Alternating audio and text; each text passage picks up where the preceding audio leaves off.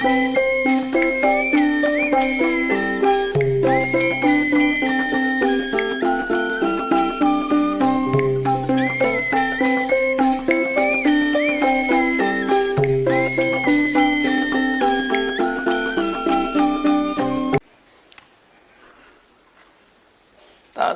တော်နှစ်2563နှစ်ကောဇာတက္ကရာ1380ခုနှစ်တဇမုလဇန်3ရက်2019ခုနှစ်အောက်တိုဘာလ30ရက်ဗုဒ္ဓဟူးနေ့ရန်ကုန်တိုင်းဒေသကြီးမရန်ကုန်မြို့နယ်သာသနာရေးနှင့်ယဉ်ကျေးမှုဝန်ကြီးဌာန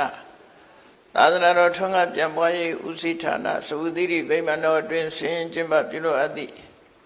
သာသနာပူဇာမြတ်မင်္ဂလာတရားအလှတော်အထူးဓမ္မသဘင်ခန္ဓာ၌မြတ်နိဗ္ဗာန်တပည့်စိုက်ပျိုးလှူဒန်းရေးဖွဲ့၏အပင်6000ပြည့်အထိန်အမှတ်အမတဒါနဓမ္မဒါနအဖြစ်ဖြင့်ဟောကြားအပ်သောကောင်းမှုတိုးပွားသာဝရကုသိုလ်များအကြောင်းတရားဒေသနာတော်ဒီကနေ့ညဓမ္မသဘင်ခန္ဓာကိုရွှေဘုန်းတော်သခင်ရှင်တော်မြတ်ဖရာ၏မဟာကရုဏာကုံကိုအာယုံပြုကာတိကျုဖွဲ့ဆိုအပ်သောဝန္ဒနာပနာမအာတိတဂါထာကိုရွတ်ဆိုပူဇော်ခြင်းဖြင့်စတင်ကြရအောင်ယောကပ္ပကောတိဟိပိယပမိယံကာလံကရွန်တော်တိဒုက္ခရာနိခေရံကတောလောကဟိတယနာထောနမောမာကာရုဏိကတတတယောနာထောဝိနိယမြတ်စွာတတ္တဝါဤချမ်းသာစီးပွားလိုလားတောင်းတဂုံပေါင်းခါသဖြင့်နာထမြညာခြင်းရှင်တော်မြတ်ဖရာသည်ကပ္ပကောတိဟိပိဂရေကဘာအရေးအတွက်သင်္ချာတို့ဖြင့်တော်လဲအဘေမီယံရည်တွေ့တိုင်းတာဖော်ပြခြင်းဟာမစွမ်းနိုင်ပါသောကာလံလေးအသင်ချင်းသိမ့်နေကွာရှိကြသောကာလပတ်လုံးလောကဟိတယတတလောကဤအကျိုးစီးပွားအလို့ငါအတိဒုက္ခရာနိဥစ္စာအသက်ချေလက်အင်္ဂါမေတ္တာကြီးမှာသမိတာနှင့်တထာဇနီဆွန်ခြင်းကြီးဟုကျတိထဝေငါးသွဲအစုအလုံးခဲရင်တော်မူတို့ကိုကရွန်တော်ဘုရားဖြစ်ရန်ဤတန်ကြိုးကုတ်အထုတော်မူရသည်ဖြစ်၍ခေရန်လက်ချေမျက်လုံးအသက်ဆုံးလျက်နှလုံးစိတ်ဝံကိုရောဤပင်မခြင်းတို့ကတောဘဝတဏ္ဍကျိန်ပများစွာရောက်တော်မူခဲ့ရာရှာလိပြီမဟာကရုဏိကတတတ္တဝါများရင်ဝဲသားကဲ့သို့တနာချစ်ခင်မဟာကရုဏာရှင်ဖြစ်တော်မူသောတသနာထသဝိနည်းများစွာတတ္တဝါဤချမ်းသာစီးပွားလိုလားတောင်းတဂုံပေါင်းခါသဖြင့်နာထပညာထိုရှင်တော်မြတ်ဖရာအားနမောယုတိပြောင်းပြော့မှန်ကိုလျော်၍ကရောယုကျိုးရှိခိုးခြင်းသည်အထုဘဝတုစင်စစ်မသွေဖြစ်ပါစေတည်း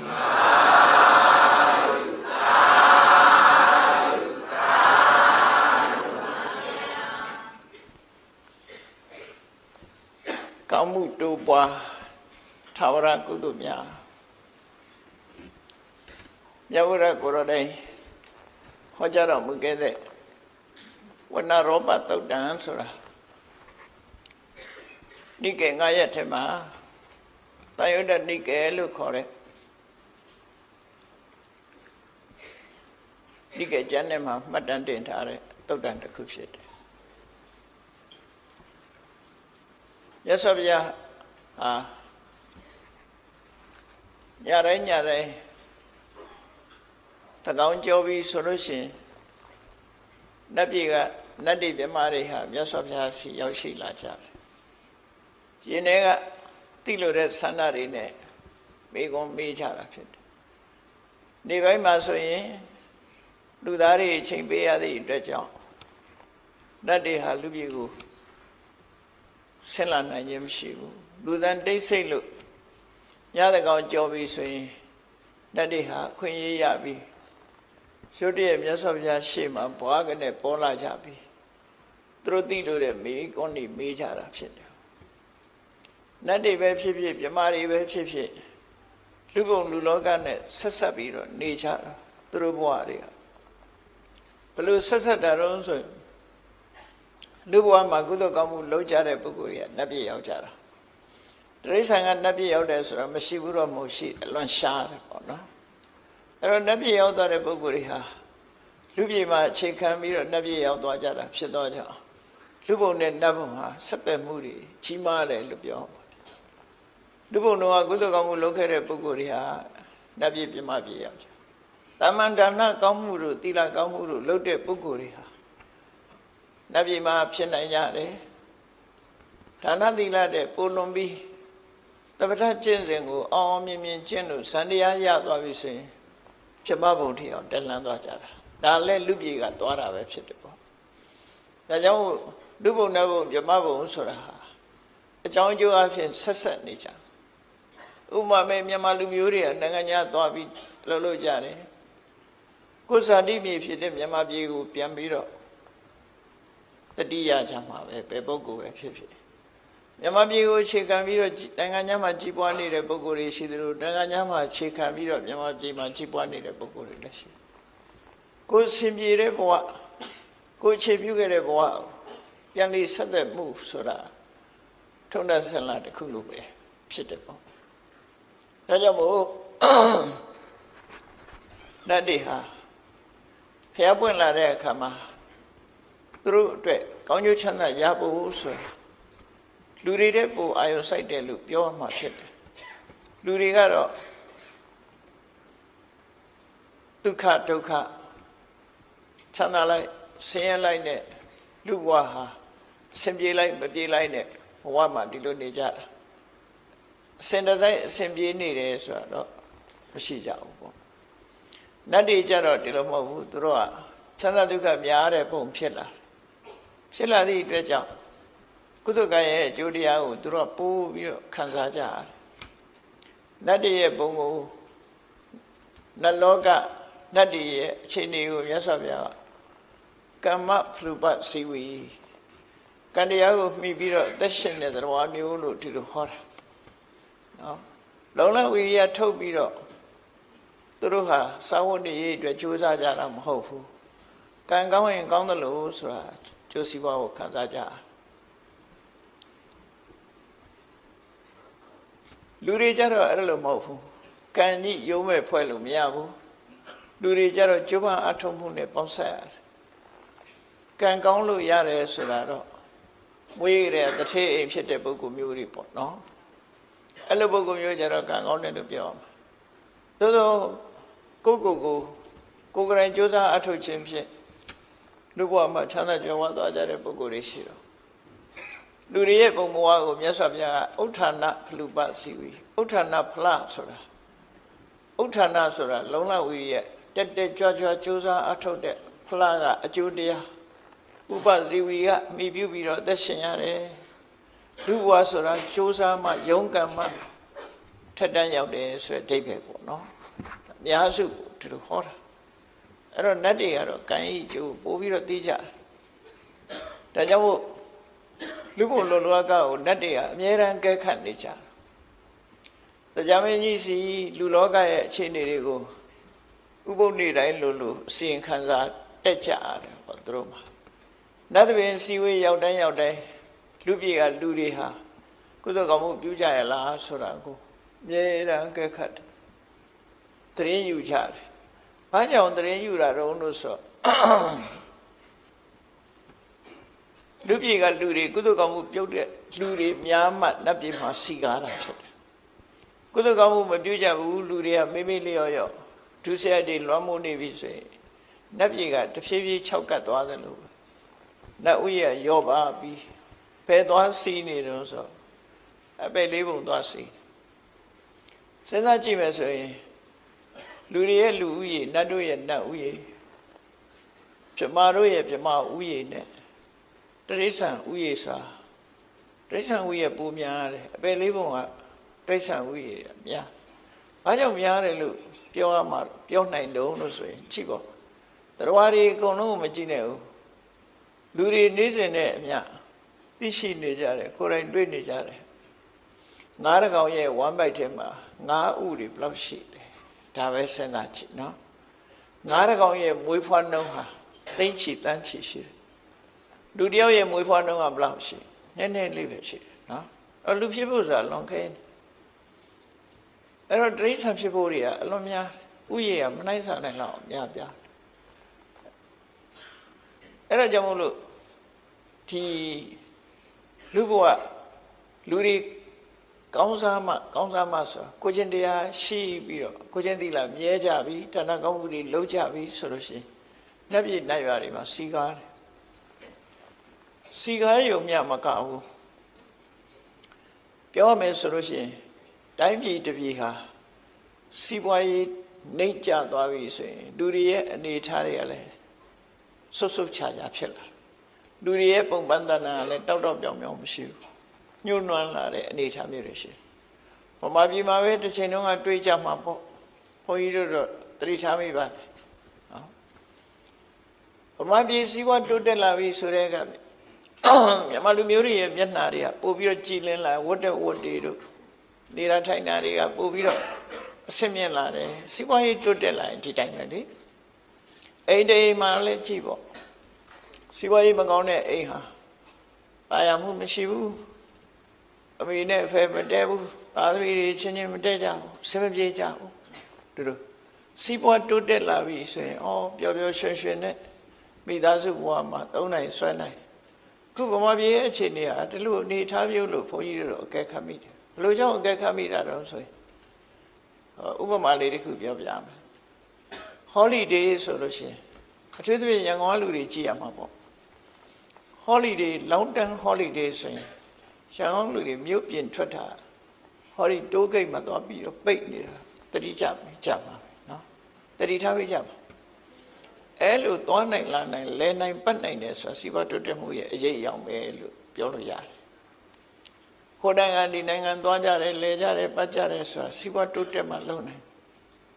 အဲ့လိုမဟုတ်ဘူးစီးပွားရေးအဆင်မပြေဘူးဆိုရင်လူတွေကဟိုဒီသွားနိုင်ခြင်းလဲပတ်နိုင်ခြင်းမရှိကြဘူးတနေ့မှချောင်းကုတ်ပြီးတော့နေချဘလို့ပဲဖြစ်ဖြစ်အချိန်ခါတစ်ခုရလူလောကမှာဘယ်နိုင်ငံပဲဖြစ်ဖြစ်စီးပွားရေးတိုးတက်လာတဲ့အချိန်မှရှိတယ်လို့စီးပွားရေးနှိမ့်ကျသွားတဲ့အချိန်မှရှိလူတိုင်းချမ်းသာတာတော့ပလီနဲ့မှဖြစ်နိုင်ဘူး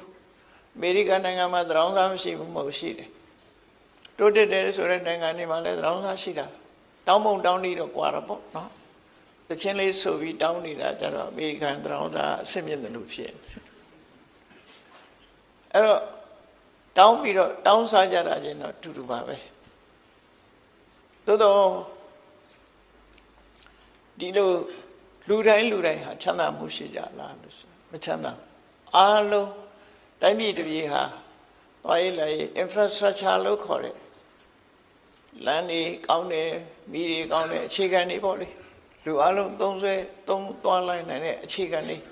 အားလုံးတိုးတက်လာတယ်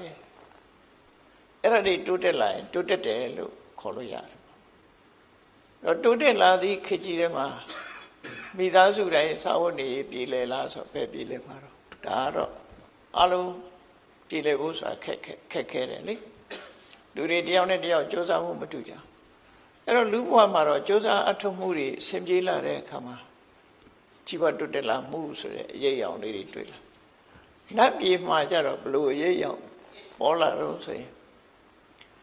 နတ်ပြည်ရဲ့တိုးတက်မှုကလူပြည်ပေါ်မှာအခြေခံနေတယ်မြတ်စွာဘုရားပွင့်လာတဲ့အခါမှာမြတ်စွာဘုရားရဲ့သာသနာတော်ကိုဘဝကိုပုံအပ်ပြီးဗုဒ္ဓံတရဏံကိစ္ဆာမိဓမ္မံတရဏံကိစ္ဆာမိဆိုပြီးတရဏဂုံဆောက်တည်ကြတဲ့ပုဂ္ဂိုလ်တွေဘုရားတရားကိုမြတ်မြတ်နိုးနိုးငါးပါးသီလကိုမြတ်မြတ်နိုးနိုးကျင့်ကြတယ်ဒါနကောင်းမှုတွေပြုကြတယ်အများပြားကြီးလှူတာမဟုတ်ပေမဲ့ဆုံးလေးတစ်စုံလှူတဲ့ပုဂ္ဂိုလ်လောင်းတဲ့ပုဂ္ဂိုလ်အစဒါနသီလလေးသာသနာတွင်မှာလုံးလိုက်ရတဲ့ဒါနသီလအကျိုးနဲ့နတ်ပြည်ရောက်တဲ့အခါကျတော့ဘုံမိမ္မကြီးရဲ့တစ်လွင်နဲ့ဟိုတဲ့စားတဲ့အဝတ်အစားတွေကတောက်ပြောင်းနဲ့ရုပ်ရည်ရူပကာယပို့ပြီးတော့လမ်းဆန်းနေတာလို့ဒါမျိုးကသာသနာ့ဘက်မှာနတ်ပြည်ရောက်နေတဲ့နတ်ကဘုံမိမ္မာလည်းဟောင်းနှုံအဝတ်အစားတွေကလည်းသိပ်ပြီးမတောက်ပြောင်းဘူးလှပမှုတွေဖြစ်ခုခေတ်ဗာနဲ့တူလို့ဆိုလို့ရှိရင် မော်ဒန်အောက်သွားတယ်လို့နေမှာပေါ့နော်အဆောက်အဦတွေရှေးဟောင်းဆောက်ဦးကြီးတွေနဲ့ဆိုမော်ဒန်အောက်နေတယ်လို့နေမှာပေါ့အဝတ်စားတွေကလည်းရိုးပြီးတော့တောက်တောက်ပြောင်ပြောင်မရှိကြဘူးသာသနာတွင်မှာလူနတ်ဖြစ်သွားတဲ့သာသနာတွင်မှာလူဖြစ်ပြီးဘုရားသာသနာတွင်မှာကုသိုလ်လုပ်သွားလို့နတ်ပြည်ရောက်သွားတဲ့ပုဂ္ဂိုလ်တွေကျတော့အလုံးကိုတောက်ပါတယ်တောက်တောက်ပြောင်ပြောင်နေဖြစ်လာကြအဲ့ဒါနဲ့ပတ်သက်ပြီးတော့မှတ်တမ်းတင်ထားတာရှိတယ်သုလရထတို့မဟာရထတို့ဆိုရယ်သာသနာတွင်ကနတ်ပြည်ရောက်သွားတဲ့နတ်တွေဟာတရားမင်းနဲ့ရှင်လိုက်ရင်တရားမင်းကနတ်တွေရဲ့အစိုးရတဲ့နတ်တို့ရဲ့ဘယင်ဖြစ်တော်လဲပဲသုလရထမဟာရထဆိုတဲ့နတ်သားတွေဟာသူတို့စီစဉ်ဥစ္စာခန်းခန်းနာနာဘုံမိမ့်မနဲ့ကထွက်လာပြီဆိုရင်တရားမင်းရဲ့အယောင်တွေတောင်မိန်သွားသလိုဖြစ်တယ်မြင်လိုက်ရင်သိတာတယ်လေမြင်လိုက်ရင်သိတာတရားကသာသနာ့ဘက်မှာကုသိုလ်ကောင်းမှုလုံးလာတဲ့ပုဂ္ဂိုလ်ဖြစ်တဲ့အတွက်ကြောင့်သူတို့ရဲ့တောက်ပြောင်မှုတစ်လွင်မှုတွေမရှင်းနိုင်အောင်ဖြစ်လာဒါကြောင့်မို့လူပြည်ဆင်းပြီးတော့ကုသိုလ်ကောင်းမှုတွေလုပ်တယ်ရှင်မကသဗ္ဗကိုလိမ့်လီလှည့်ပြားပြီးဆွန်းလောင်းနေဆိုတာအဲ့ဒီဝတ္ထုသူရဲ့စိတ်ခံစားချက်ကအဲ့လိုဖြစ်တယ်သာသနာတွင်ကကုသိုလ်ရှင်တွေရဲ့ဒီတစ်လွင်တောက်ပမှုကိုသာသနာဘာကကုသိုလ်ပြုပြီးနတ်ဖြစ်တဲ့ပုဂ္ဂိုလ်တွေကမရှင်းနိုင်ကြဘူးမရှင်းနိုင်လို့လူပြည်ဆင်းပြီးတော့ကုသိုလ်ကောင်းမှုလုပ်ကြအဲ့ဒါရိုးရာလို့ဖြစ်လာတယ်ဒါကြောင့်မို့နတ်တွေဟာကုသိုလ်ကောင်းမှုရဲ့အကျိုးကောင်းကောင်းမွန်မွန်သိသည့်အတွက်ကြောင့်လူပြည်ဆင်းပြီးမြတ်စွာဘုရားစီကအဆုံးအမစကားတွေကိုယူကြတယ်ဆုံးမစကားတွေယူပြီးသူတို့ကိုယ်တိုင်တော့တချို့ကိစ္စတွေလုပ်နိုင်စွမ်းတော့မရှိဘူးမလုပ်နိုင်ဘူးလူပြည်လို့အခွင့်အရေးတွေမရှိဘူးအမှန်တမ်းနဲတဲ့ကုသိုလ်ပြုရမယ်အခွင့်အရေးတွေနဲ့အဲ့တော့လူတွေကတော့အခွင့်အရေးအမှန်တမ်းကောင်းတယ်ဒါနလုံးမလားသီလစောင့်တည်မလားကမ္မဋ္ဌာန်းဘာဝနာပွားများအထုတ်မလားလူတွေမှာတော့အခွင့်အရေးတွေအလွန်ကောင်းတယ်တတိကလည်းလူတွေကအမှန်တမ်းကောင်းကြနတ်တွေကချမ်းသာလွန်အားကြီးတဲ့အခါတတိမိတ်တယ်သူတို့တတိမိတ်တယ်ဆိုတာစဉ်းစားကြည့်လေလူတွေလည်းစတိတ်ရှိုးရောက်နေအိမ်ပါဖြစ်နေတော့သိပါမလားတတိရပါမလားပြောနေတယ်ဆိုရင်လေလက်လေးတွေမြောက်ပြီးခုံပေါက်နေတဲ့အချိန်လေးမှာအိမ်ဘယ်လိုလုပ်တတိရအဲ့ဒါလို့နတ်တွေကလည်းစတိတ်ရှိုးတဲ့ရောက်နေတယ်လို့ပဲသူတို့ဘဝဟာချမ်းသာလွန်အားကြီးသည့်အတွက်ကြောင့်ဒီကုသိုလ်ကောင်းမှုဘက်မှာမိလျော့လေးရှိကြတယ်သို့တော့သူတို့အသိဉာဏ်ထက်ကြတယ်မြတ်စွာဘုရားအနေငယ်ဟောလိုက်လို့အသိဉာဏ်ထက်တဲ့ပုဂ္ဂိုလ်တွေကနားလည်မှုရှိသွားကြတယ်ဒါကြောင့်အခွင့်အရေးရတယ်ညတကောင်ကြော်ပြီဆိုလို့ရှိရင်နတ်တွေဟာမြတ်စွာဘုရားစီဆင်းလာပြီးမိကုန်းနေမေးချတာအခုဒီဝဏ္ဏရောဘသုတ်တံဆိုတာလည်းပဲအဲ့ဒါလို့သူသိကျင်တဲ့မေးခွန်းတွေကလူဘဝနဲ့ဆက်ဆက်တဲ့မေးခွန်းတွေကြီးပဲဘယ်နဲ့ပဲမေးဒီဘက်ကိုဆက်ဆက်လူတွေနဲ့ဆက်ဘာကြောင့်ဆက်ကုသိုလ်ကောင်းမှုချင်းဆက်နေလို့မေးဝဏ္ဏရောဘသုတ်တံမှာလည်းပဲညတကောင်ရောအချိန်နတ်သားတယောက်မြတ်စွာဘုရားစီရောက်လာပြီးတော့ဒီမေးခွန်းမေးတာကောင်းမှုတွေတိုးပွားတဲ့ထာဝရကုသိုလ်မျိုးတွေကဘာတွေလဲဆိုမေးတဲ့သဘောမျိုးပေါ့နော်အဲ့တော့သူမေးတဲ့မေးခွန်းလေးကိုသေသေးချာချာနားထောင်ကြည့်ကေတံဓိဝသရတ္တောသတ္ထပုညံပဝတ္တိဓိဝဆိုတာနေရတ္တောဆိုတာညတရပုညံပဝတ္တိအမြဲတမ်းကုသိုလ်တိုးတယ်နေညနေရောညပါလူတယောက်ဟာကုသိုလ်ကောင်းမှုတွေတိုးပွားနေတယ်အဲဒီလိုနေညကိုလှုပ်ထားတဲ့ကုသိုလ်ကောင်းမှုတွေရဲ့အရှိန်ဝါတွေကုသိုလ်တွေဟာထာဝရတိုးတက်နေတယ်ဆိုတာဘယ်လိုပုဂ္ဂိုလ်မျိုးတွေရဲ့ကုသိုလ်ကောင်းမှုကထာဝရတိုးတက်နေသလဲဒီမေခွန်းလေးကိုသူသိချင်ကုသိုလ်တိုးတာလောကလူတွေဟာစိစိမ်ဥစ္စာတိုးပွားနေတယ်ဆိုကျင့်တတ်တာပေါ့နော်အများဖြင့်ကျင့်တတ်တယ်နတ်တွေကစိစိမ်ဥစ္စာတိုးတာကိုမမေးပဲနဲ့ကုသိုလ်တိုးတာဘာကြောင့်မေးသူတို့ရဲ့ဘဝဟာကမ္မဖလူပတ်စီဝိဖြစ်တယ်ကုသိုလ်ကံကိုမှီပြီးတော့အသက်ရှင်ရတာကုသိုလ်တရားတွေသူတို့ရင်ထဲမှာနေ့စဉ်တိုးနေတယ်ဆိုရင်သူတို့ဟာအလွန်ကျေနပ်စရာကောင်းကုသိုလ်တိုးခြင်းသည်သူတို့အတွက်ချမ်းသာဒုက္ခတိုးခြင်းပဲဖြစ်တယ်ဒါကြောင့်ဒီမေကွန်းမေးတယ်လို့ပြောရမှာကေတံအဘယ်ပုဂ္ဂိုလ်တို့မှာဒီဝါစရတောစနေမှာပဲဖြစ်စေညမှာပဲဖြစ်စေဝါနေရောညပါတ တရားပုံညာပဝတ္တိအမြဲတမ်းကုသိုလ်ကောင်းမှုတွေတိုးနေပါသလဲအဲ့တော့နေ့ပဲဖြစ်ဖြစ်ညပဲဖြစ်ဖြစ်ထာဝရကုသိုလ်ကောင်းမှုတွေတိုးနေအောင်ဘယ်လိုပုဂ္ဂိုလ်တွေကအဲ့ဒီလိုကုသိုလ်တိုးပါသလဲဆိုတာမေးခွန်းတစ်ခုနော်လူတွေကဖန်ကိုပတ်စံအပ်တဲ့အခါကျတော့နေတိုင်းတိုးတာတော့လတိုးတာတော့နော်အတူပိစားတဲ့လူတွေဆိုရင်နိုင်နဲ့တိုးနေတာတော့အဲ့လိုတိုးပိစားတဲ့လူတွေအဲ့တော့ဘယ်တိုးပို့ကြိုက်တယ်ဆိုရင်နိုင်လိုက်တိုးနေပို့ကြိုက်ကြမှာပဲဘယ်လိုပဲဖြစ်ဖြစ်နော်ဒါလားမှတခါတိုးတာတဲ့နော်နေ့စဉ်တိုးရင်ပို့ကြိုက်နေ့စဉ်တိုးတာတဲ့နေ့တိုင်းတနာရီတခါတိုးနေပို့ကြိုက်10မိနစ်တခါတိုးနေပို့ကြိုက်ကြမှာပဲလေတိုးနေတာကြိုက်အဲ့တော့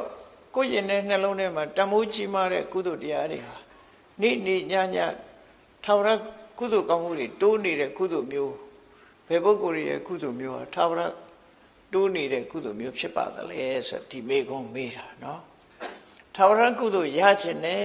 ဘယ်ခါပဲဖြစ်ဖြစ်ကုသိုလ်တွေတိုးနေတဲ့ကုသိုလ်မျိုးလုပ်ခြင်းဓမ္မထာသီလတမ္ပန္နာကေသနာတက္ကကာမိနောသူစရိုက်တရားပေါ်မှာကျင့်သုံးပြီးကိုချင်းသီလပြည့်ဝတဲ့ဘယ်လိုပုဂ္ဂိုလ်တွေဟာသိတဲ့အခါမှာနတ်ပြည်ရောက်ကြတာလဲနတ်ပြည်ရောက်ဖို့ဆိုတာတော့ကိုချင်းသီလပြည့်စုံမှုတော့လိုတယ်ဒုစရိုက်တွေရှောင်မှုတော့လိုတယ်ဒုစရိုက်ရှောင်တာကိုချင်းသီလပဲဓမ္မထာတရားဓမ္မပေါ်မှာကျင့်တယ်သို့မဟုတ်ကုသိုလ်တရားပေါ်မှာယက်တည်တယ်သီလသမ္မာနာကိုချင်းသီလနဲ့ပြည့်စုံကြတယ်အဲ့ဒီလိုပြည့်စုံတဲ့ဘယ်ပုဂ္ဂိုလ်တွေဟာနတ်ပြည်ရောက်ပါသလဲသူမေးတဲ့မေးခွန်းလေးကိုစဉ်းစားကြည့်ပေါ့နော်နေရောညပါတိုးနေတဲ့ကုသိုလ်မျိုးကဘာကုသိုလ်လဲလို့ဆိုလို့တယ်ပေါ့ဘယ်ပုဂ္ဂိုလ်တွေရဲ့ကုသိုလ်ဟာနေရောညပါကုသိုလ်တိုးနေတယ်ဘယ်လိုပုဂ္ဂိုလ်တွေဟာသိတဲ့အခါမှာနတ်ပြည်ရောက်ဖို့သိချတယ်လဲဒီမေးခွန်းမေးတာဒီမေးခွန်းမေးတာသူကနတ်ပြည်ကလာတာဆိုတော့နောက်ထပ်နတ်ပြည်ရောက်ဖို့လူသားတွေဟာဘယ်လိုနေရမလဲဆိုတာဒုတိယလူသားတွေအတွက်ကျိုးပြုတဲ့မေးခွန်းတွေကိုမေးလိုက်တာဖြစ်အဲ့ဒီမှာသူ့ရဲ့မေးခွန်းကိုမြတ်စွာဘုရားဖြေတာကတော့သူကရှင်းရှင်းလေးနော်သူ့ရဲ့မေးခွန်းကိုမြတ်စွာဘုရားဘယ်လိုဖြေတော့ဆိုအာရမရောပဝနရောပရှေစနာတိတုကာရကပပိစ္ဆဥဒ္ဒပနိစ္ဆယေတရန္တိဥပတ္တယတေတန္တိဝါစာရဒောသတရာပုညံပဝတ္တိတိုးတယ်ဆိုတာ ਨੇ ပတ်သက်ပြီးတော့ထာဝရကုသိုလ်တွေကိုမြတ်စွာဘုရားထုတ်ပြပြီးဟောတယ်အေးကုသိုလ်ဆိုတာမျိုးမျိုးရှိကြတယ်တဲ့ပဲနံပါတ်1ကုသိုလ်6မျိုးကိုဒီမှာရှင်းပြီးတော့ဟောတာနော်ကုသိုလ်တွေစင်ပွားတိုးတက်လာတဲ့ကုသိုလ်6မျိုးကဘာတွေလုံးဆိုနံပါတ်1ကအာရမရောပါအယံသစ်ပင်တွေကိုစိုက်ပျိုးပြီးအများအကျိုးကိုပြုတဲ့ပုဂ္ဂိုလ်မျိုးဒီတော့မှသစ်ပင်ခုတ်တဲ့လူမပါဘူးနော်သစ်ပင်စိုက်တဲ့လူအယံဥယျာဉ်တွေကိုစိုက်ပျိုးပြီးအများကိုအကျိုးပြုပြီးကဘာမြေကြီးဥပေါ်မှာအရေးအာဝါဒတွေနဲ့အကျိုးပြုတဲ့ပုဂ္ဂိုလ်မျိုးတွေအာရမရောပအာရမဆိုတာခုခေတ်ဆိုရင်ခြံလုပ်ငန်းလို့ဟာမျိုးပေါ့နော်ခြံသစ်ပင်စိုက်တယ်ဥယျာဉ်စိုက်တယ်ရောပဆိုတာစိုက်ပျိုးတာဥယျာဉ်နေစိုက်ပျိုးတဲ့ပုဂ္ဂိုလ်တွေတဲ့အဲ့ဒီပုဂ္ဂိုလ်တွေမှာကုသိုလ်တရားနေရောညပါတိုးတက်နေတယ်။ဘာကြောင့်လို့ဆိုရင်သူကုသိုလ်ကထာဝရကုသိုလ်နေတတိယရင်နေတိုးမှာပဲညတတိယညတိုးဆိုလိုတာဒါထာဝရကုသိုလ်ပျောက်သွားတဲ့ကုသိုလ်မဟုတ်ဘူးလေ။ဥယျာဉ်စိုက်ပျိုးထားတယ်ဥယျာဉ်စိုက်ပျိုးလိုက်တဲ့ဖြင့်ထိုဥယျာဉ်ကိုမှီပြီးတော့ပထမဆုံးဘသူတွေအကျိုးရတော့ဆိုငှက်ကလေးတွေဒေါ်တရိษံတွေဟာဒီဥယျာဉ်တွေကိုမှီပြုပြီးတော့စားစရာတွေပြည့်ပြည့်ဝရခိုးစားတော့လည်းသွားမကြွေးလေးနဲ့တန်းတယ်အဲ့လိုတစ်ပင်စိုက်ထားလို့ရှိရင်တော့အကျိုးပြုမှသိကြတယ်နော်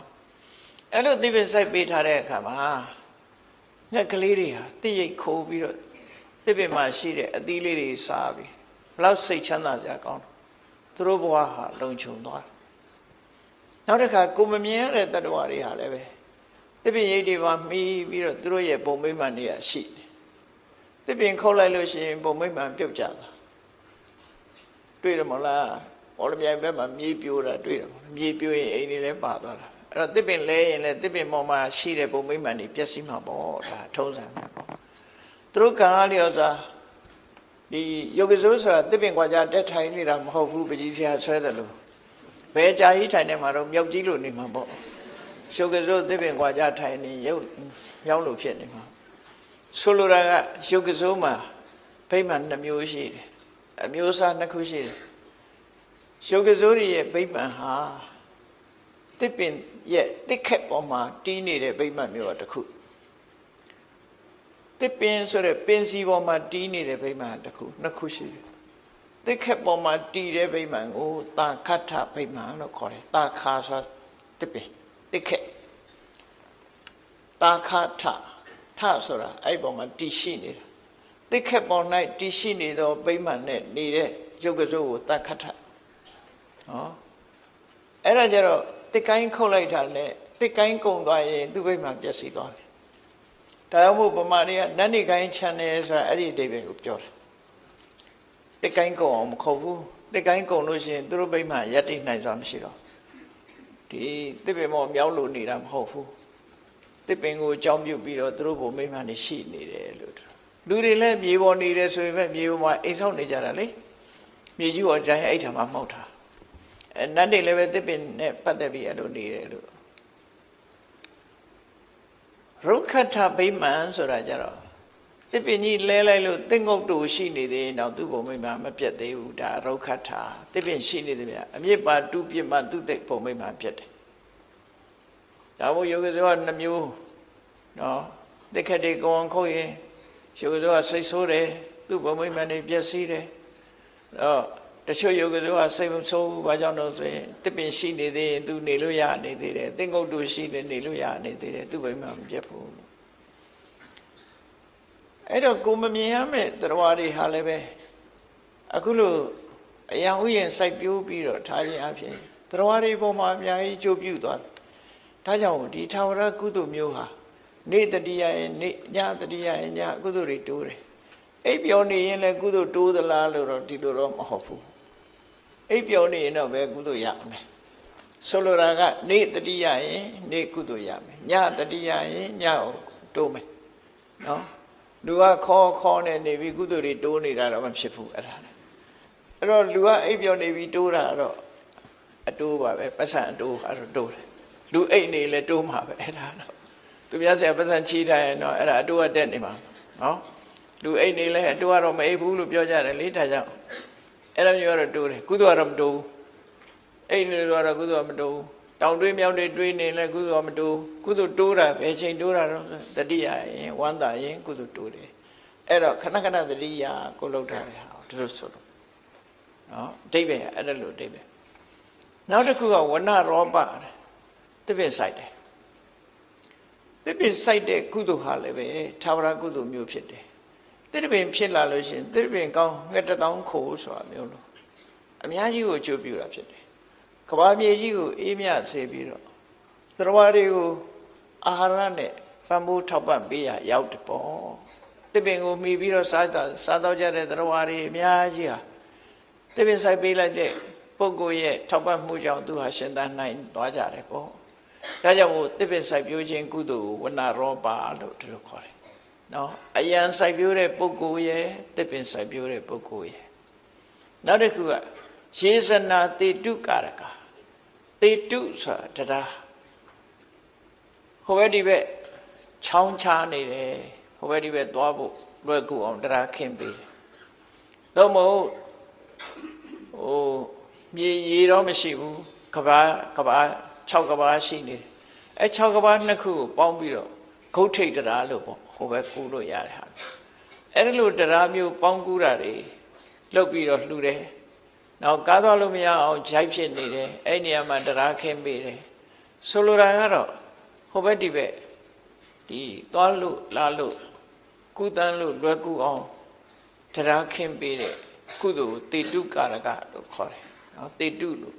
တေတုဆိုတာတရားယေဇနာတေတုကာရက တရားခင်းသူကိုတိတုကာရကလို့ခေါ်တယ်သူ့ရဲ့ကုသိုလ်ကတရားခင်းပေးတဲ့ကုသိုလ်ပေါ့တရားခင်းပေးရင်လည်းလူတွေဟာဒီဟိုဘက်နဲ့ဒီဘက်ဆက်သွယ်ရေးကိုချမ်းသာလွယ်ကူစွာသွားနိုင်အောင်စီမံပေးတာဖြစ်သောကြောင့်အလွယ်တကူဟိုဘက်ဒီဘက်သွားနိုင်ကြသည့်အတွက်ကြောင့်သူ့အတွက်ကလည်းပဲဒီတရားဟာအများကိုအကျိုးပြုတဲ့အရာဖြစ်သည့်အတွက်ကြောင့်တွေးမိတိုင်းဝမ်းသာစရာဖြစ်တယ်ဝမ်းသာတိုင်းဒီကုသိုလ်ဟာလည်းပဲတိုးနေတဲ့ကုသိုလ်မျိုးဖြစ်တယ်လို့ဥယျာဉ်စိုက်ပျိုးတဲ့ကုသိုလ်သစ်ပင်စိုက်ပျိုးတဲ့ကုသိုလ်တရားခင်းပေးတဲ့ကုသိုလ်နော်သုံးမျိုးနောက်တစ်ခုကဘာလို့ဆိုပပင်စဥဒ္ဒပါနိစရေတရန်တိဥပတ္တယံပပင်စဆိုမြန်မာလူမျိုးတွေရဲ့ယဉ်ကျေးမှုကဘာလို့ဆိုရေဦးစင်တဲခုခေတ်တော့ရေဦးစင်ယဉ်ကျေးမှုကပျောက်နေတယ်တော်တော်များများပျောက်သွားပြီတော်ရဒီမှာတော့ရေဦးစင်ယဉ်ကျေးမှုတဲ့နော်ရေဦးစင်ယဉ်ကျေးမှုခုခေတ်တော့ရေဦးစင်တဲရနည်းနည်းရှားလိုက်ပေါ့လေရေဦးစင်ယဉ်ကျေးမှုကုသတတ်တဲ့ယောဂဝေဒနာတွေပေါ်တော့လေရေဦးစင်သူတော့ကိုယ်တော့ဆိုခက်တယ်ဒါပေမဲ့တစ်ခါတော့လေးတွေနဲ့လှုပ်ပြီးရင်တော့လည်းအဆင်ပြေပါတယ်သို့မဟုတ်ပါဇက်နဲ့မတည်ပဲနဲ့မောပြီးတော့ရေစက်ချတောက်တဲ့နှီးလည်းရှိပါတယ်နော်ဆိုလိုတာခီးသွားလာတဲ့ပုဂ္ဂိုလ်တွေရေဆံငမ်းမွနေတဲ့နေရာမျိုးတွေမှာသွားလာတဲ့ပုဂ္ဂိုလ်တွေပန်းပြေဖို့တောက်ရည်ကိုတီထားပေးချက်ကုသိုလ်ဟာလည်းပဲသွားလာတဲ့လူတွေကိုပန်းပြေပြီးတော့အဆင်ပြေစေတဲ့ကုသိုလ်မျိုးဖြစ်သည့်အတွက်ကြောင့်အများကိုအကျိုးပြုတဲ့ပရဟိတလုပ်ငန်းတစ်ခုဖြစ်လို့စိတ်ချမ်းသာစရာကောင်းတဲ့ကုသိုလ်ပဲဘယ်သူရဲ့လို့သတ်မှတ်တာမဟုတ်ဘူးဒီလမ်းကျောကသွားတဲ့ပုဂ္ဂိုလ်တွေမှန်သမျှဆာလောင်မွတ်သိမ့်လို့ရှင်ရေလေးတောက်ပြီးအားလေးပြေးတဲ့အခါခီးဆက်နိုင်ကြတယ်ပေါ့နော်မြန်မာလူမျိုးတွေရဲ့ရေဦးစင်ကုသိုလ်မျိုးဟာလည်းပဲထာဝရကုသိုလ်လို့သူတို့ခေါ်တယ်နော်ထာဝရကုသိုလ်ခုခေတ်တော့ခင်ပြီးတော့ရေသမှုလေးတွေထားလို့လည်းရတယ်ပိုက်နဲ့ထားလို့လည်းရတယ်ပိုက်ကလည်းပဲဟိုဖွင့်ပြီးတော့တောက်ရတဲ့ပိုက်မျိုးလည်းရှိတယ်အိန္ဒိယနိုင်ငံမှာတော့ဘယ်လိုထားတော့ဆိုရင်ပိုက်ခေါင်းတွေကသူကအပေါ်အစွတ်ကလေးနဲ့ထားတာအဲ့ဒီအစွတ်ကလေးကိုမတင်လိုက်မှရေထွက်တာဟိုလှဲ့တဲ့ဟာမဟုတ်ဘူးသူကပိုက်ခေါင်းမှာအစွတ်ကလေးပါတယ်အဲ့ဒါလေးကိုမလိုက်လို့ရှိရင်ရေထွက်သွားအဲ့ကြတော့သူကနွားတွေတောင်တောက်တတ်တယ်နှုတ်သီးနဲ့ထိုးမလိုက်တာအဲ့ဒါပါဇက်တဲ့ရေရောက်သွားဗမာပြည်ကရေအဲ့ရေကောင်းတော့တောက်လို့ရမှာမဟုတ်ဘူးသွားနဲ့ကြိုက်ပြီးတော့လှဲ့မှရမှာဟုတ်ဒီဟာဟိုကတော့မတင်လိုက်တာနဲ့ရေရထွက်လာမြောက်ကလည်းတောက်တတ်တယ်နွားကလည်းတောက်တတ်တယ်အဲ့ဒီရေဦးစင်မျိုးအဲ့ဒါလိုရေဦးစင်လှုပ်ပြီးတော့လှူဒန်းထားတဲ့ကုသိုလ်ဟာလည်းပဲထာဝရကုသိုလ်ဖြစ်သည့်အတွက်ကြောင့်လူတို့အကျိုးပြုတဲ့ကုသိုလ်တတိယတိုင်းကုသိုလ်ကောင်းမှုတွေတိုးတက်နေတယ်နောက်တစ်ခုကတော့ဥဒ္ဒပါဏရေတွေတူလောင်ထားတဲ့တွင်းရေတွင်းရေကန်ရေကန်ပဲဖြစ်ဖြစ်ရေတွင်းပဲဖြစ်ဖြစ်ရေရှားတဲ့အရာဒေသတွေမှာအဝီစီတွင်းတူးလှူတာပဲဖြစ်ဖြစ်ရိုးရိုးရေတွင်းတူးတာပဲဖြစ်ဖြစ်သို့မဟုတ်ရေကန်ဆောက်လှူတာပဲဖြစ်ဖြစ်အဲ့လိုရေဆိုတာလူတွေအတွက်များစွာအကျိုးပြုတယ်မွတ်သိမ်မှုကိုကာဝယ်ပေးတယ်ရှင်ထဲကအပူတွေကိုအေးမြစေတယ်ခန္ဓာကိုယ်တန့်ပြန့်သွားစေတယ်ဘလောက်ပဲပင်မမျက်နှာလေးသိလိုက်ရရင်လန်းသွားတယ်ဟောရေရဲ့အကျိုးတွေနဲ့တန့်ရှင်းသွားတယ်လန်းဆန်းသွားတယ်အဲ့ဒီအကျိုးတွေကိုမြုပ်ကိုးပြီးတော့ကုသိုလ်ကောင်းမှုလုပ်ပြီးလှူဒန်းထားတဲ့ပုဂ္ဂိုလ်တွေရဲ့ကုသိုလ်ဟာလည်းပဲထာဝရကုသိုလ်မျိုးဖြစ်တယ်တဲ့ထာဝရကုသိုလ်မျိုးတွေဟာအဲ့လိုအလုံး၅မျိုးရှိသွားတယ်နံပါတ်၁ကအယံဥယျာဉ်စိုက်ပျိုးပြီးတော့လှူဒန်းတဲ့ကုသိုလ်များအတွက်သစ်ပင်စိုက်ပျိုးပြီးတော့လှူဒန်းတဲ့ကုသိုလ်တရားခင်းပြီးတော့လှူဒန်းတဲ့ကုသိုလ်ရေအိုးစင်လှူဒန်းတဲ့ကုသိုလ်ရေတွင်းရေကန်လှူတဲ့ကုသိုလ်နောက်ဆုံးတစ်ခုကတော့ပါတော့မြန်မာလူမျိုးတွေရဲ့ယဉ်ကျေးမှုတွေနဲ့သက်ဆိုင်နေရာဒီတရားတော်ကိုနာရလို့မြန်မာလူမျိုးတွေလောက်တာဖြစ်လာတယ်နောက်ဆုံးဟာရေတတန်တိဥပတ္တယံခီးသွားလာတဲ့နေရာမျိုးတွေမှာဥပတ္တယဆိုတာအဆောက်အဦပေါ့နော်ရေတရန်တိဥပတ္တယံအဆောက်အဦဆောက်လှူတယ်ဆိုတော့ဆောက်အဦဆောက်လှူတယ်ဆိုတဲ့နေရာမှာဒီနေရာမှာဘယ်လိုအဆောက်အဦတုံးလို့ဆိုတာလည်းမပါဘူးဘယ်သူ့ကိုလှူတယ်ဆိုတာလည်းမပါတော့စဉ်းစားကြည့်ကြရတော့မြန်မာလူမျိုးတွေရဲ့ယဉ်ကျေးမှုမှာလမ်းဘေးဆရာဆောက်ပြီးလှူတဲ့အကျင့်ရှိတယ်လေအားလုံးဟာခီးသွားတဲ့လူတွေကတက်ပြီးတော့အပန်းဖြေနားနေအိပ်ဆက်လို့ရတယ်ဆရာကတုံးတွေ ရင်ခွဲစရက်တွေဟိုဘက်ဒီဘက်ထိုင်ကုန်ခွဲထားလို့ရှိရင်ရင်ခွဲစရက်ခေါ်တာနော်အကံပိုင်းစရက်ကတုံးလို့ခေါ်တာဘုန်းကြီးနဲ့လည်းသွားမရောနဲ့အောင်အစရကတုံးဆိုတာအဲ့ဒါကာမပါဒကိုပြောတာအပေါ်တက်ပြီးတော့ပန်းဖြေအဲ့လိုလည်းရတယ်အဲ့ဒီလိုအဆောက်အဦတွေဆောက်ပြီးတော့လှူတဲ့ပုဂ္ဂိုလ်ဟာလည်းပဲတဲ့လမ်းတော်လမ်းလာတွေအတွက်များစွာအကျိုးပြုတဲ့ကုသိုလ်မျိုးဖြစ်သည့်အတွက်ကြောင့်ဝန္တာပီတိဖြစ်เสียထာဝရကုသိုလ်မျိုးဖြစ်ပါတယ်အဲ့ဒီ6မျိုးနဲ့ရသော်ဘုရားကဖြေလိုက်တာဘယ်ပုဂ္ဂိုလ်တွေမှာနေရောညရောကုသိုလ်ကောင်းမှုကအမြဲတမ်းတိုးတက်နေပါသလဲကုသိုလ်တွေဟာတိုးနေတယ်အမြဲတမ်းဘာကြောင့်တိုးဘယ်ပုဂ္ဂိုလ်တွေရဲ့ကုသိုလ်မှာတိုးတယ်ဘယ်ပုဂ္ဂိုလ်တွေမှာကုသိုလ်တရားတွေတိုးတက်လာတယ်လဲကုသိုလ်ဆိုတာတခါတတိယပိဋိဖြစ်တိုးပြန်တယ်တခါတတိယပိဋိဖြစ်တိုးတယ်အဲ့ဒါလို့တိုးအောင်လုပ်တဲ့နည်းနဲ့အဲ့ဒီမှာမြတ်စွာဘုရားဟောတာဘာကုသိုလ်လို့ဒီတခုတည်းမပြောဘဲနဲ့ထာဝရကုသိုလ်မျိုးတွေနဲ့ကြီးပဲပြောထားတာခွာကြည့်လိုက်ကြည့်လိုက်မယ်ဆိုအလုံးဟာထာဝရကုသိုလ်တွေထာဝရဆိုတာရွေးရှားလို့မရတဲ့ထာဝရကုသိုလ်တွေပဲเนาะတဏှာထဲမှာတည်မြဲအောင်ထားနိုင်တဲ့ကုသိုလ်မျိုးတွေပဲအဲ့ဒီထာဝရကုသိုလ်မျိုးတွေကိုပြုလုပ်တဲ့ပုဂ္ဂိုလ်တွေမှာတဲ့နေနေညညတတိယတိုင်းဝန္တာရွှင်မြူပီတိတွေဖြည့်ပြီးတော့ကုသိုလ်တွေတိုးတယ်လို့ဒီနတ်သားကိုမြတ်စွာဘုရားဒီလိုရှင်းပြီးတော့ဟောလိုက်တာဖြစ်တယ်အဲ့တော့အလုံးစိတ်ထဲမှာကြည်နူးစရာကောင်းတယ်ကိုလုပ်တဲ့အလုပ်တွေမြတ်စွာဘုရားကဒီတရားဟောထားတာကိုနိုင်မှတ်သားထားတဲ့ပုဂ္ဂိုလ်တွေဟာကိုယ့်ဘဝမှာထာဝရကုသိုလ်မျိုးတစ်ခုလုပ်ထားလို့ရှိရင်ဘလောက်ကြည်နူးစရာကောင်းမလဲနော်တခဏသာဖြစ်တဲ့ကုသိုလ်မျိုးမဟုတ်ဘဲနဲ့ထာဝရကုသိုလ်မျိုးတွေကိုတို့တွေလုပ်ရတယ်လို့စိတ်ထဲမှာဝန္တာပီတိဖြစ်ရအဲ့တော့ဒီဝန္တာပီတိဖြစ်เสียဒီတောရိပ်တောင်ရိပ်ဆိုတာဟာလောကကြီးကိုအေးချမ်းစေတဲ့နေရာတွေဖြစ်ရုံများမကတောတောင်ရဲ့သဘာဝတောတောင်ကိုအမိပြုပြီးတော့သူတော်ကောင်းတွေဟာနေကြထိုင်ကြတာဖြစ်တော့ကြောင့်တောတောင်တွေပျောက်ကွယ်သွားခြင်းအပြင်သူတော်ကောင်းတွေစိတ်ဆင်းရဲစရာဖြစ်တယ်တောတွေတောင်တွေတောင်ပြိုတောပြုံးပြီဆိုလို့ရှိရင်ပထမဆုံးထိခိုက်တာတော့တိရစ္ဆာန်တွေပဲပေါ့နော်တိရစ္ဆာန်တွေထိခိုက်တယ်တောထဲမှာနေတဲ့တိရစ္ဆာန်တွေဟာသူတို့နေရာဌာနကြီးကပုံပြောက်လာတယ်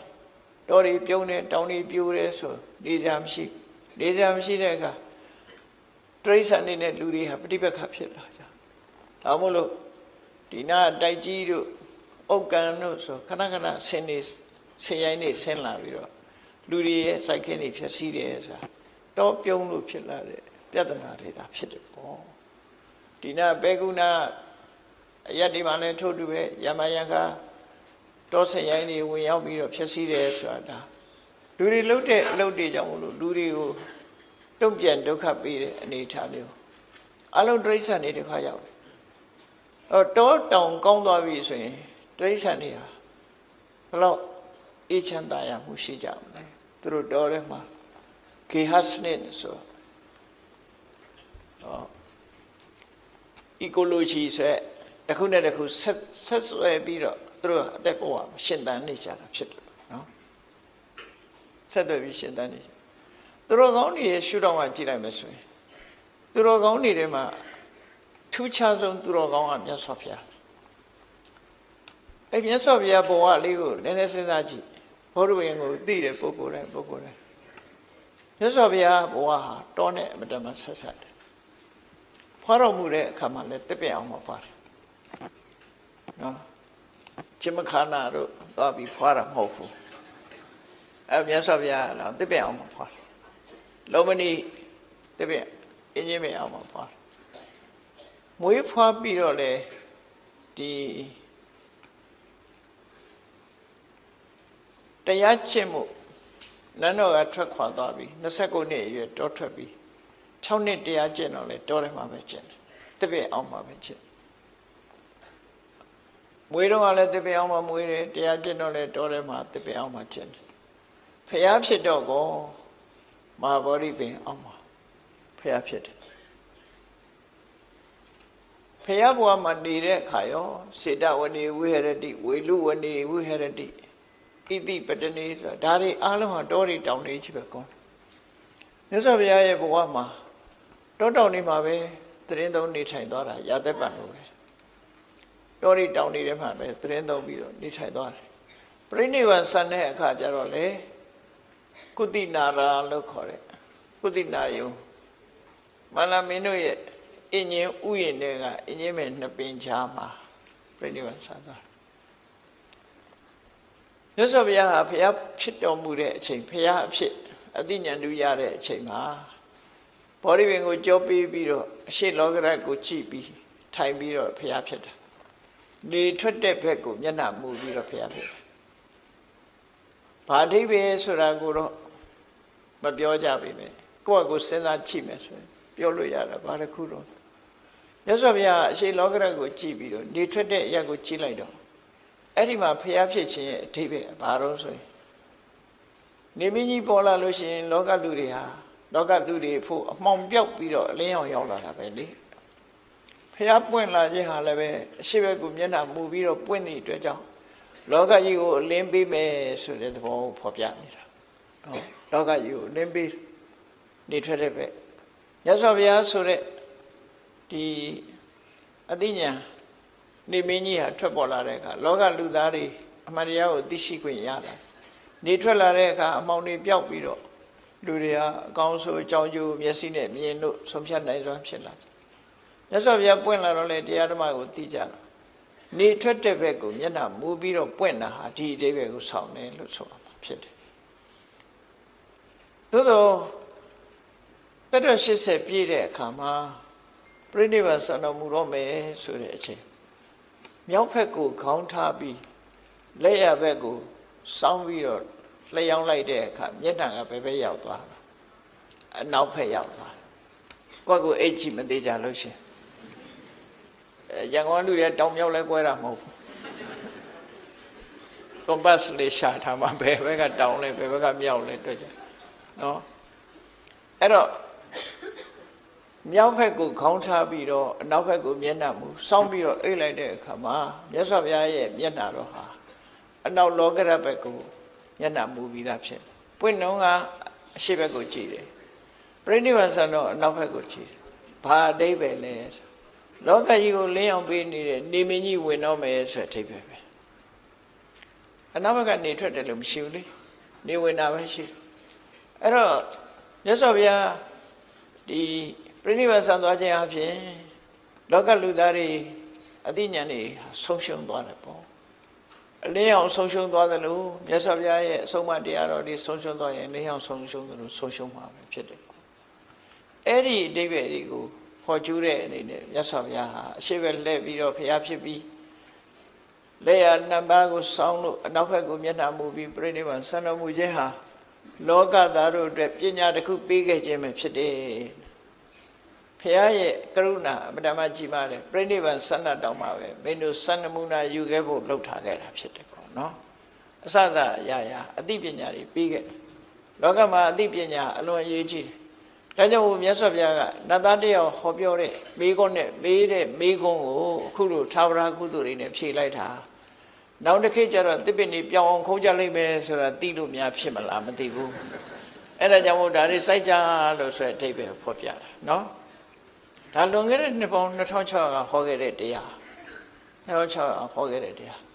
အဲ့တော့အခုတို့လူတွေဟာတက်တက်ကြွကြွဒီကုသိုလ်ကိုအရာယူနေကြတော့ဝန်တာဆရာပေါ့နော်ကမ္ဘာလောကကြီးကိုတစ်ပင်ဖြင့်အေးမြအောင်ဆောင်ရွက်နေကြပြီအာရမရောပါအယံတစ်ပင်တွေဥယျာဉ်တွေစိုက်ပျိုးတယ်ဝနရောပါတစ်ပင်တွေစိုက်ပျိုးတယ်တောတွေစိုက်ပျိုးတယ်တေတုကာရကသွာလာခက်တဲ့နေရာတွေမှာတရားခင်းပေးတယ်ပပရှိဥစဉ်ရင်ကျေးမှုဥဒ္ဒပနာရေရင်းရေကန်လှူဒန်းကြတယ်ရေတရန်တိဥပတယံလူတွေနားခုတ်ဝဲဟာအဆောက်အဦတွေဇယက်တွေဆောက်လို့လှူဒန်းကြတယ်ဆိုတဲ့ဒီကုသိုလ်မျိုးတွေဟာထာဝရကုသိုလ်မျိုးတွေဖြစ်သည့်အတွက်ကြောင့်မြတ်စွာဘုရားကဒီနတ်သားရဲ့အမေကိုဒီကုသိုလ်မျိုးတွေနဲ့ဖြည့်ခဲ့တာဟာမြန်မာလူမျိုးတွေရဲ့ယဉ်ကျေးမှုနဲ့တကယ်ကိုရှေးကမြန်မာလူမျိုးတွေဟာဒီသုတ်တန်ကိုကြားနာပြီးတဲ့အခါမှာဒီကုသိုလ်မျိုးတွေယူခဲ့ကြတယ်လို့ပဲဒီလိုယူဆမှာရှေးလူကြီးတွေကစိုက်ကြတယ်သစ်ပင်တွေနော်အများကြီးစိုက်ကြတယ်သစ်ပင်တွေနောက်လူတွေကသာမစိုက်တာရှေးကလူကြီးတွေသစ်ပင်တွေအများကြီးစိုက်ခဲ့ကြတယ်အခုလေသစ်ပင်စိုက်တဲ့ အဖွဲတပည့်နေစိုက်ပြိုးလာကြတယ်ဆိုတာဒါကောင်းတဲ့အလုပ်တစ်ခုပြန်ပြီးရှင်သန်လာခြင်းဖြစ်တယ်ပေါ့နော်မြတ်စွာဘုရားဟောတဲ့အတိုင်းပဲထာဝရကုသိုလ်တွေကိုပြုလို့သည့်အတွက်ကြောင့်ထာဝရအစဉ်အမြဲကုသိုလ်တရားတွေဟာယင်ထဲမှာတိုးတက်များပြားလာမှာဖြစ်တယ်လို့သိကြပါပြီးတဲ့အခါဒုတိယမေကုံးကိုမြတ်စွာဘုရားဖြေတဲ့အခါကျဘယ်လိုဖြေတော့ဓမ္မထာသီလတမ္ပန္နာတိစနာတက္ကခမိနောဆိုဒီပြပုဂ္ဂိုလ်တွေကိုမရည်ညွှန်းမှုခုနပြောတဲ့ကိုချင်းတရားသို့မဟုတ်သင်္ဘေစိုက်ပြိုးတဲ့ကုသိုလ်တွေပေါ်မှာယက်တည်တယ်ကိုချင်းသီလနဲ့ပြည့်စုံတယ်အရေးကြီးဆုံးကတော့ကိုချင်းသီလကတော့အဓိကထားလူတွေမှာကိုချင်းသီလပြည့်စုံမှကောင်းကျိုးချမ်းသာတွေရဘာကြောင့်လဲဆိုတော့သီလရဲ့အဓိပ္ပာယ်ကသူကသမာဒါနာကောင်းစွာထားခြင်းနဲ့ဥပဒါရဏကောင်းတဲ့အရေးချင်းတွေကိုထိမ့်သိမ့်ပေးခြင်းဆိုသီလရှိမှကုသိုလ်တရားတွေကတည်တတ်နိုင်တယ်ဆိုပါစို့သီလမရှိဘဲနဲ့ဇန်တရားအထုတ်လည်းမရဘူးဝိပဿနာတရားအထုတ်လည်းမရဘူးသီလရှိရမှာဖြစ်တယ်နော်သီလရှိမှဇန်တရားတွေကုသိုလ်တရားတွေဆိုတာယက်တည်နိုင်တယ်ပေါ့ဒါကြောင့်မို့မြန်မာနိုင်ငံမှာဆိုရင်ဒါနကုသိုလ်ပွဲတွေလုပ်တဲ့အခါမှာအလှူဒန်းလုပ်တဲ့အခါမှာရှေးဥစွာတရဏဂုံသီလကိုစောင့်တည်ကြတယ်ဒါဟာသီလကိုခံယူလိုက်ခြင်းဖြင့်သီလေပဋိဋ္ဌိတတဒါနမဟာဗလတ္တသီလပေါ်မှာယက်တည်ပြီးတော့လုပ်တဲ့ဒါနကပို့ပြီးတော့အကျိုးကြီးတယ်ဆိုတဲ့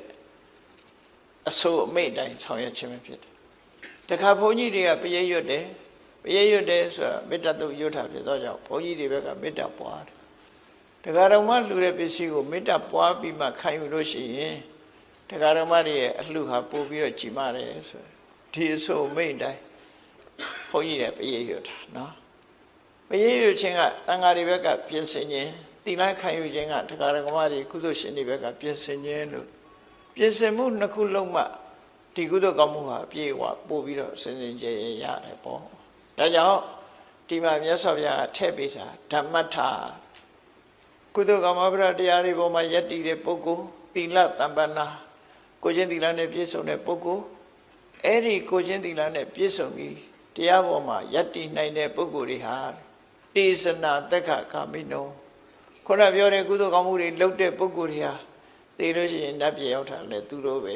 တဲ့နောက်ဘဝမှာနတ်ပြည်ရောက်တဲ့ကဒီဘဝစိုက်ထားတဲ့သစ်ပင်တွေမျိုးဟာဟိုမှာလာပြီးတော့ရှင်သန်နေမှာပဲဖြစ်တယ်နော်ကိုလှုပ်တာကိုရတယ်ဆိုတဲ့အဓိပ္ပာယ်ဒီအဓိပ္ပာယ်ပဲကိုလှုပ်သွားတဲ့ကုသိုလ်ကောင်းမှုနဲ့အလားတူတစ်ခုကံကြမ္မာရဲ့ဒီပုံရိပ်တွေအဲ့ဒီသဘောကိုဆောင်းတယ်ဥရဏထက္ကထာမှာရေးထားတဲ့တကားလေးတစ်ခုရှိတယ်လူတယောက်ဟာတဲ့မကောင်းတဲ့စိတ်နဲ့တစ်ဖက်သားကိုဒုက္ခရောက်အောင်လုပ်လိုက်တယ်ဒုက္ခရောက်လိုက်လို့ဒုက္ခကိုတစ်ဖက်သားခံစားရတယ်အဲ့ဒီခံစားရတဲ့ဒုက္ခမျိုးသူစီရောက်လာတယ်တုံ့ပြန်ပြီးရောက်လာဒါမကောင်းတဲ့ဘက်ကပြောတယ်ကောင်းတဲ့ဘက်ကလည်းပဲထို့တူပဲလူတယောက်ဟာစိတ်ကောင်းစေတနာကောင်းရှိပြီးလူတယောက်ကိုချမ်းသာအောင်လုပ်ပေးလိုက်လို့ဟိုတယောက်ဟာချမ်းသာအဲ့ဒီချမ်းသာဒုက္ခမျိုးသူစီရောက်တယ်လို့သူတို့ဆိုတယ်ဒါကံကြမ္မာရဲ့သဘာဝအဲ့တော့ကံတရားကဒီမြတ်စွာဘုရားဟောပုံကကံတရားဆိုတာစိတ်ထဲကတွေးလို့ရှိရင်မနောကံဖြစ်တယ်နော်မနောကံဆိုတဲ့ဟာတွေကစိတ်ထဲတွေဖြစ်တဲ့မနောကံတွေကတော့မကောင်းတဲ့ဘက်က3ခုကောင်းတဲ့ဘက်က3ခုအဘိဇ္ဇာပြဘာရမိစ္ဆာဒိဋ္ဌိဆိုမနောကံအနဘိဇ္ဇာအပြဘာရတမ္မာဒိဋ္ဌိဆိုတဲ့မနောကံအဲ့ဒီစိတ်ထဲကကြံစည်ုံနဲ့ကံအရာမြောက်သွားတယ်ဟာတခြားအရာတွေလည်းပဲကံအရာမြောက်တာစိတ်ထဲကဖြစ်တဲ့ကံအရာတွေမြောက်နှုတ်ကထုတ်ပြောတဲ့အခါဝစီကံနဲ့ကိုယ်ဒီလက်ရောက်လုပ်တဲ့အခါကျတော့ကာယကံလို့ဆိုပြီးတော့ကံတရားတွေလူတွေဟာဘဝရလာတဲ့အချိန်မှာကောင်းတာလည်းလုပ်တယ်ဆိုးတာလည်းလုပ်တယ်ကောင်းဆိုးနှမျိုးလုံးလုပ်ကြအဲ့တော့လုပ်တယ်ဆိုတဲ့နေရာမှာစိတ်နဲ့လုပ်ရင်မနောကနှုတ်နဲ့ပြောရင်ဝစီကံကိုယ်ဒီလက်ရောက်လုပ်ရင်ကာယကံလို့ကာယကံဝစီကံမနောကံဆိုတာအတိုင်းပဲဒီကာယကံဝစီကံမနောကံတွေလုတ်ပြီးသွားလို့ရှိရင်ပြီးသွားတာနဲ့ပျောက်သွားလားလို့ဆိုမပျောက်ဘူးနော်ကိုယ့်ရင်ထဲမှာဖြစ်သွားတဲ့အရာတစ်ခုတော့မပျောက်အောင်ဘယ်သူကမှတ်တမ်းတင်ထားတာဆိုရင်ထဲမှာ CCTV တပ်ပေးထားဟုတ် ဓာတ်ပုံရိုက်ထားလို့ရှိရင်ပုံရိပ်တွေထင်မနေဘူးလားရှင်တွေက CCTV ကဖြတ်လို့မရဘူးเนาะရှင်ထဲမှာဖြစ်သွားတဲ့ CCTV ကဖြတ်လို့မရကိုလုံးတဲ့ကန်နေရဘဲမှာတည်တော့ဆိုကိုယ့်ရဲ့ mental process ဆိုရယ်စိတ်ဖြစ်စဉ်ထဲမှာသွားတည်နေစိတ်တတဏ္ဍတိလို့ခေါ်တဲ့စိတ်ဖြစ်စဉ်ကြီးရှိတယ်အဲ့ဒီစိတ်ဖြစ်စဉ်ထဲမှာပုံရိပ်တွေပေါ်ကုန်ကိုဘာလို့လိန်လို့လည်းမရဘူးဒါကိုယ်စိတ်ထဲမှာဖြစ်သွားတဲ့အတိုင်းပုံရိပ်ကထင်တယ်ကိုပြောလိုက်တဲ့စကားအတိုင်းပုံရိပ်ကထင်သွားတယ်ကိုလုံးလိုက်တဲ့အလုပ်တိုင်းတစ်ဖက်သားပေါ်မှာကောင်းကျိုးလားဆိုးကျိုးလားတခုဖြစ်သွားရင်ဖြစ်သွားတဲ့အတိုင်းပဲပုံရိပ်တွေထင်နေတယ်အဲ့ဒီပုံရိပ်တွေကတေတော့ရောပျောက်သွားလားလုတ်ပြီးရင်ရောမေ့သွားရင်ပြီးရောလားလို့ဆိုလူကတော့မေ့ခြင်းမေ့မယ်အတိုးကမမေ့ဘူးဆိုတာလို့ခေါင်းကပုံရိပ်ကမပျောက်ဘူးပုံရိပ်ကမပျောက်ဘူးပုံရိပ်ကမပျောက်ဘူးဆိုတာမြတ်စွာဘုရားကဘယ်လိုဟောတော့ဆိုဥဘောပုံညင်စပပင်စယမစ္ဆောကုရုတိဣဒာလူလောကမှာတဲ့လူသားတယောက်ဟာနှမျိုးလုပ်တယ်ကောင်းတာလည်းလုပ်တယ်မကောင်းတာလည်းလုပ်တယ်ဒါကံတရားကိုပြောတာနော်ကုသိုလ်ကံလည်းလုပ်တယ်အကုသိုလ်ကံလည်းလုပ်တယ်အဲ့ဒီလုပ်တာလုပ်ပြီးရင်ပြီးသွားရလားလို့ဆိုမပြီးဘူးတင်ညိတတတကံဟောတိအဲ့လုပ်သမျှသူ့ထဲမှာမှတ်တမ်းဝင်သွားတယ်သူပိုင်တဲ့အရာဖြစ်သွားပြီသူပဲ responsible သူနဲ့ပတ်သက်သွားပြီဒါဖြင့်ပတ်သက်သွားရင်ဒီဘဝနောက်ဘဝကျတော့မေ့သွားလားလို့ဆိုဘယ်မေ့မလဲတင်စအာရာယကိစ္စတိအဲ့ဒါပါသွားအောင်မှာတဲ့လှုပ်လိုက်တဲ့အရာတစ်ခုကကိုယ်ထဲမှာပုံရိပ်ထင်သွားပြီပုံရိပ်ထင်သွားတာဟာဒီဘဝသိရင်ပြတ်သွားလားမပြတ်ဘူးတင်စအာရာယကိစ္စတိနောက်ဘဝပါသွားမယ်ပါသွားတဲ့အခါအဲ့ဒီပုံရိပ်ကအဆိုးတွေဆိုရင်အဆိုးတွေခံပြီးတော့အကောင်းဆိုလို့ရှိရင်ကောင်းတဲ့ပုံရိပ်ရကောင်းကျိုးချမ်းသာတွေရမှာပဲဒီလိုပဲနားလဲရနော်အဲ့တော့မြတ်စွာဘုရားကဆုံးမတယ်တရားတွေကိုဘယ်လိုဆုံးမတော့ဆိုအတ္တနေစေပိယံစညာနန္နံပပေနတန်ယုစေမင်းတို့ကိုယ့်ကိုမျက်နှိုးတွေတမိုးထားတဲ့ဆိုလို့ရှိရင်တဲ့မကောင်းမှုအကုသိုလ်တွေမဖြစ်စေနဲ့ရင်နဲ့နှလုံးနဲ့မရောက်စေနဲ့ပုံရိပ်ဆိုးတွေမထင်စေနဲ့လို့ပြောနော်စိတ်ထဲကပုံရိပ်အဆိုးတွေမထင်စေနဲ့ကောင်းတာပဲထင်အောင်လုပ်ဘာကြောင့်လို့ဆိုနာဟိတံသူလပံဟောတိဒုက္ခံဒုက္ခတကာရီမကောင်းတာလုပ်ပြီးချမ်းသာဒုက္ခရတယ်ကြီးပွားတယ်ဆိုဖြစ်နိုင်ဘူးကောင်းတာလုံးဝကောင်းကျိုးရမှာတဲ့မြတ်စွာဘုရားအဲ့လိုဆုံးမတယ်ဒါကကောသလမင်းကြီးနဲ့ပတ်သက်ပြီးတော့ဟောတဲ့သုတ်တန်တစ်ခုမှာအခုလိုဆုံးမထားတယ်နော်ဆုံးမထားပြီးတော့မြတ်စွာဘုရားတိုက်တွန်းတယ်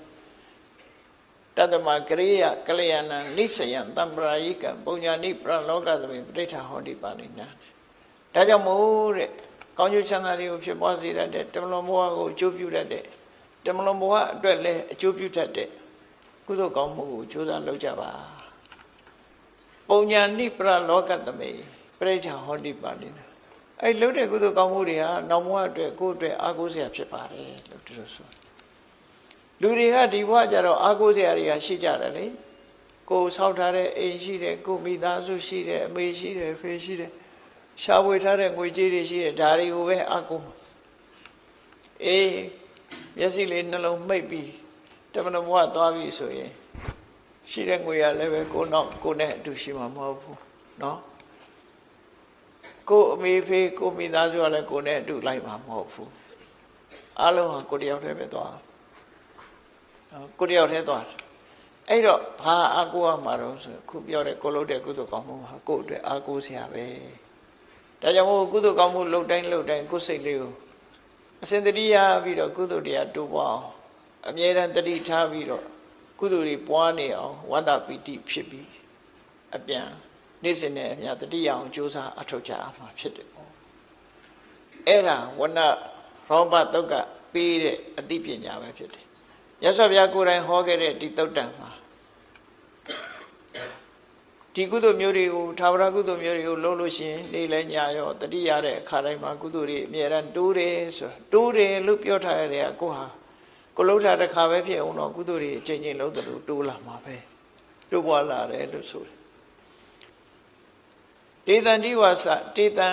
တေသနာတက်ခခမိနောဆိုတဲ့အဲ့ဒီကုသိုလ်ကောင်းမှုလှုပ်ထားတဲ့ပုဂ္ဂိုလ်တွေဟာနတ်ပြည်ရောက်တဲ့ပုဂ္ဂိုလ်တွေဖြစ်တယ်တက်ခဆိုတာ သက်ခရဲ့အဓိပ္ပာယ်ကနတ်ပြည်လို့ပြန်လို့သူ့ရဲ့အဓိပ္ပာယ်ကဘာတော့သူ့အကောင်းနေနဲ့ကြီးပဲတွေ့တဲ့ပုံမျိုးမျက်စိကမြင်ရတာလည်းအကောင်းနားကနားထောင်ရတာလည်းအကောင်းနှာခေါင်းကနမ်းရှုလို့ရတာလျှာကအရသာခံလို့ရတာခန္ဓာကိုယ်ကထိတွေ့ရတာစိတ်ကူးရတာအားလုံးကအကောင်းစိတ်ချမ်းသာစရာကြီးနဲ့တွေ့တဲ့ပုံကိုသက်ခလို့ခေါ်တာနော်ကောင်းတာတွေနဲ့ကြီးပဲတွေ့ရတဲ့အနေအထားမျိုးထီကုသိုလ်ကောင်းမှုကပေးတာဖြစ်ပါတယ်ဒါကြောင့်သာဝရကုသိုလ်6မျိုးကြိုးစားအထောက်ခြင်းအပြင်မြတ်စွာဘုရားဟောတဲ့အတိုင်းကုသိုလ်တရားတွေနေ့စဉ်နဲ့အမျှတိုးတက်ပြီး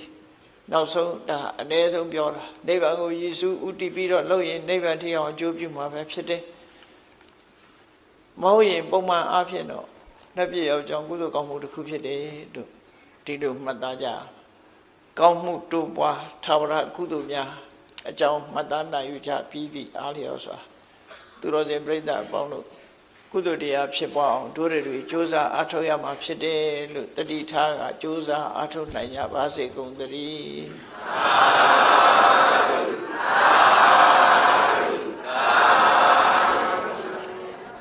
မေတ္တာပွားရအောင်တတ္တဝါများစွာဒီယံကွာချမ်းသာကြပါစေတတ္တဝါများစွာဒီယံကွာချမ်းသာကြပါစေမေတ္တာရည်ချမ်းသုံးငါဖြံငြိမ်းချမ်းကြပါစေမေတ္တာရည်ချမ်းသုံးငါဖြံငြိမ်းချမ်းကြပါစေသက်ရှိချမ်းသာစိတ်ချမ်းသာကိုယ်ရဆန္ဒပြည့်ပါစေသက်ရှိချမ်းသာစိတ်ချမ်းသာကိုယ်ရဆန္ဒပြည့်ပါစေဟောလန္တောဒုက္ခပင်္ဂသမေတ္တာပုံနေတုသင်္ကမမနောတရတိတဝိတံဘဝယန္တုဒုက္ခနကမေတ္တာပုံနေတုသင်္ကမစုပေါင်းပုအမေတ္တာတဟုရောင်မြူပါဝင်ငွေလာမင်းနှင့်ရောင်ခြင်းရှဲယုံပေါင်းဆောင်ရခြင်းကြောင့်တဝိတံကျွမဲ့ဥဒ္ဒုံလုံးစုံများစွာတတ္တဝါတို့မနောတရတိမြမြဖြူစင်အေးကြည်လင်းသည့်ရေစင်ပြည့်တင်းစိတ်နှလုံးတည်ဟုသောရေအိုင်ကြီးအတွင်၌ဒုက္ခပင်သာစင်ထာဝရအမြတ်จิตာတာယာပွင့်လန်းချမ်းသာဒုက္ခတည်ဟုသောကုမုဒ္ဒရာကြာပန်တို့သည်ဖုံးလန္တဝန္တရွှေမြူဝမုံလူလျက်ကြည်နုဝဲကြုံဖူးပွေးညကုန်သည်ဖြစ်၍ဒုက္ခနကလေအောင်လေးတဲ့ရောရှက်သင်ပြန်ပိတိတိဟုသောယနန်တို့သည်ဘဝယန္တုကောင်းစွာမဲ့သွေကြိုင်လိုက်၍နေကြပါစေကုန်သတည်း